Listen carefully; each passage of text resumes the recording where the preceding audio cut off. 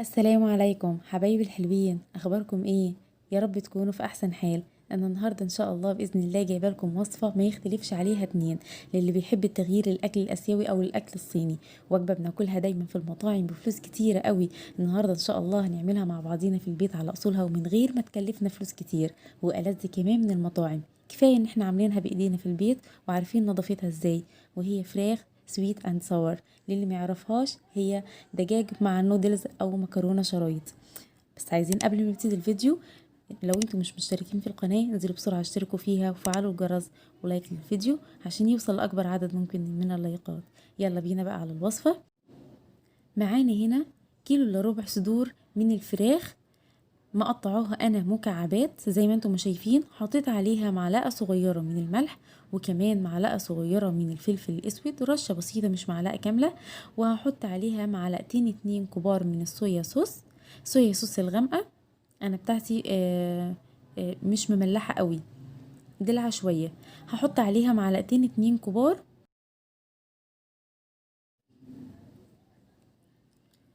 وكمان هحط عليهم معلقتين اتنين خل، خل ابيض او خل تفاح او خل بلسمك. بس هو الاصح خل التفاح. انا ما كانش عندي خل التفاح واستبدلته عادي خالص بالخل الابيض. هنقلبهم كويس جدا مع بعض وهنسيبهم شوية على جنب لحد ما نعمل الصوص بتاع الوصفة بتاعنا. جبنا بولة عشان نعمل بقى فيها الصوص. انا حطيت هنا عليها 3/4 كوب من الكاتشب، وعليها كمان 3/4 كوب من الخل والكاتشب الاتنين نفس المقدار نفس الوزن. وهنزل عليهم ب3 معالق صويا صوص كبار، وعليهم كمان معلقة صغيرة من الثوم المفروم، ومعلقتين اتنين كبار من النشا عشان يمسك معايا الصوص لما يجي ينزل على النار، وهو النشا اللي هتخليه يربط مع بعضه.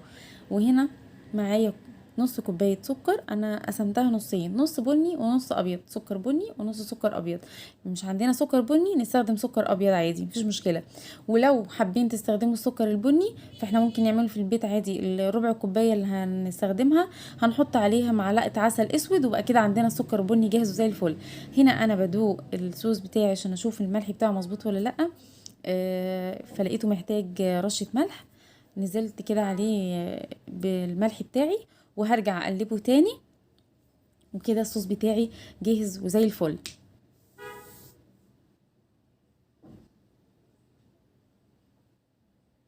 نيجي بقى للفراخ بتاعتنا اللي احنا كنا متبلينها. هجيب بقى بيضة و... واقلبها فيها من غير القشرة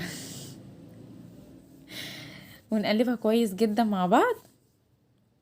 وبعد كده هجيب بقى طبق جنبي فيه نشا علشان ابدرها بالنشا. في ناس بتعمل بدل النشا بقسماط ودقيق، الاتنين اصح. بس النشا بتخليها متماسكة اكتر، كريسبي اكتر. طعمها لما تيجي تعمليها في الصوص بتاعها هتخليه متماسك، وبتبقى طعمها حلو جدا.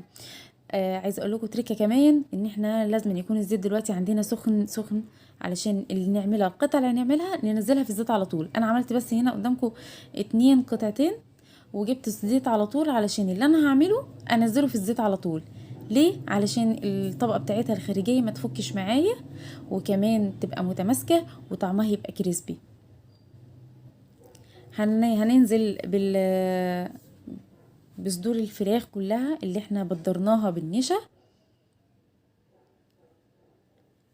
لحد ما تاخد اللون بتاعها الذهبي كده، وكمان هتبقى مستويه كمان من جوه.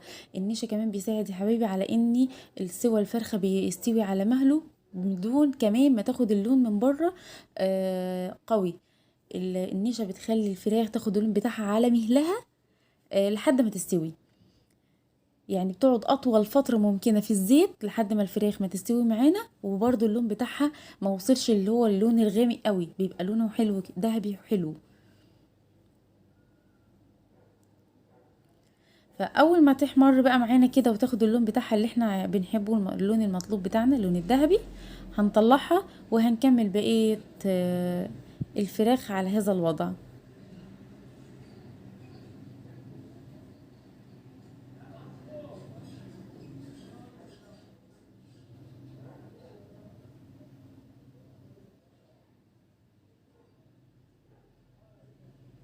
تمام، هنا كده لونها حلو وظبطت معايا. شايفين قعدت فترة طويلة لحد ما استوت، وبرضو اللون بتاعها جميل، لا غمقت ولا حاجة. البقسماط بيخلي الفراخ تغمق بسرعة، ما بتاخدش الوقت بتاعها المطلوب السوا بتاعها، وبتتحرق من بره قبل ما تستوي من جوه.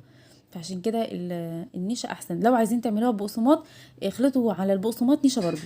خلاص انا هنا خلاص خلصت الفراخ بتاعتي كلها بنفس الشكل. نيجي بقى عشان نجهز بقى الطبق بتاعنا. حطيت انا هنا معلقتين 2 زيت، وهنزل بقى بمكعبات فلفل احمر واخضر واصفر، وكمان بمكعبات بصلة واحدة بس متوسطة. نقلبهم كلهم مع بعضيهم لحد ما يبتدوا يدبلوا.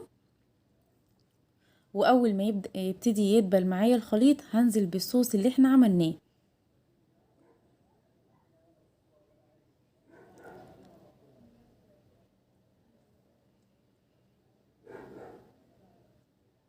تمام، هنزل بقى دلوقتي بالصوص بتاعنا.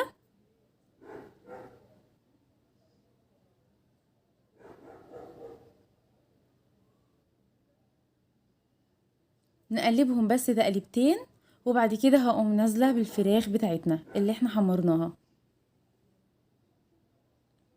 لو حسيتي ان الصوص معاكي تقل بزياده وعايزه تخففيه شويه، خففيه بشويه ميه، مفيش مشكله خالص. انا هنزل هنا دلوقتي بالفراخ بتاعتي واقلبهم تقليبتين بس لحد ما الخليط كله يتجانس مع بعضه، وبعد كده خلاص هرفع من على النار. طبعا احنا كل حاجه هنا عندنا مستويه، احنا بس بنقلبها تقليبتين اللي هو الخليط يتجانس مع بعضيه، وبعد كده نشيلها. تمام.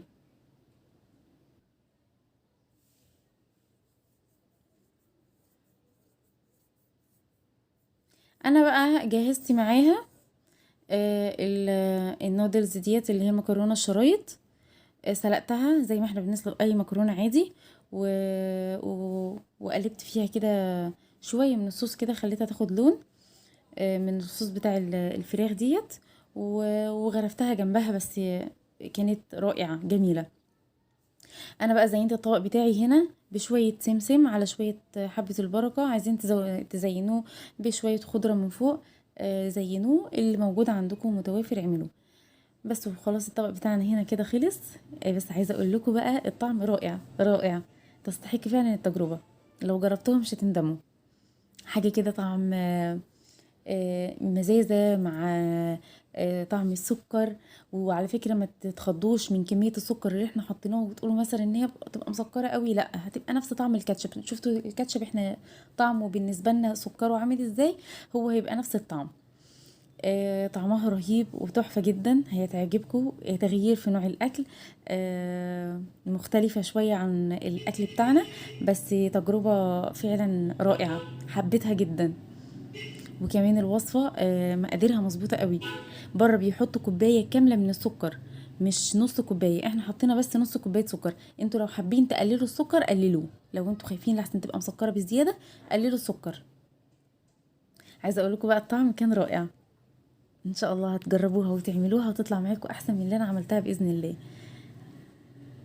جهزتها بقى، جاي المكرونه بتاعتي قلبتها بس حاجه كده بسيطه، بس تاخد لون بس كده اللي هو يعني الفاتح شويه. وهننزل جنبها كده بقى بالسويت اند ساور بتاعنا. والف هنا وشفا يا رب على قلوبكم.